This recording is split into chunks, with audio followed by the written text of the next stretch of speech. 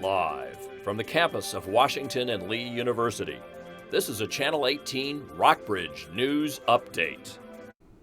Welcome to the Rockbridge Report live news update. I'm Kaylee Wells. The death of an unarmed black teen has sparked a national debate on race in the United States, and protests are ongoing throughout the country. Attorney General Eric Holder conducted a roundtable discussion on race relations in Atlanta on Monday. The discussion comes 1 week after a grand jury decided not to indict Officer Darren Wilson in the shooting death of Michael Brown. The Attorney General said the Justice Department will continue to investigate the death of Michael Brown and the allegations against the Ferguson Police Department, despite the grand jury's decision.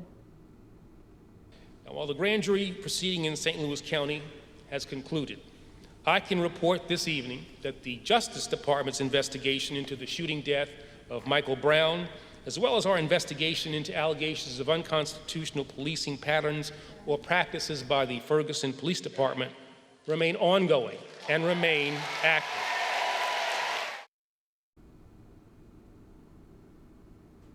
President Obama is also addressing the unrest in Ferguson. The president has held a series of meetings with community leaders and his cabinet over what happens in Ferguson now.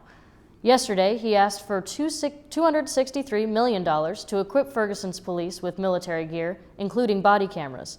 The president also plans to issue an executive order to create a task force to look into policing in the 21st century.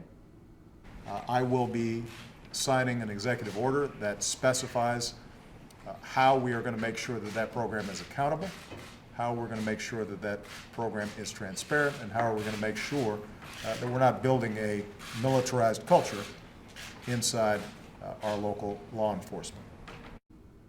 Republicans are working on a plan to fight President Obama's executive action on immigration reform. But House Speaker John Boehner said in a news conference today that a decision has not been made yet. President Obama's plan would shift deportation priority from families to felonies. Boehner blasted the president for ignoring what the American people want. Listen, we're looking at a number of options in terms of how do we address this. Now, this is a serious breach of our Constitution. It's a serious threat to our system of government. And frankly, we have limited options and limited abilities to deal with it directly. But that's why we're continuing to talk to our members. We've not made decisions about how we're going to proceed, but we are, in fact, going to proceed. Boehner says party members are charting out moves they can make right now and when Republicans take control of Congress beginning in January. Rainy weather and cold temperatures are sweeping through the area today. Sporadic temperatures will follow throughout the week, with highs in the 50s and 60s and low in the 30s. Rain is expected again over the weekend.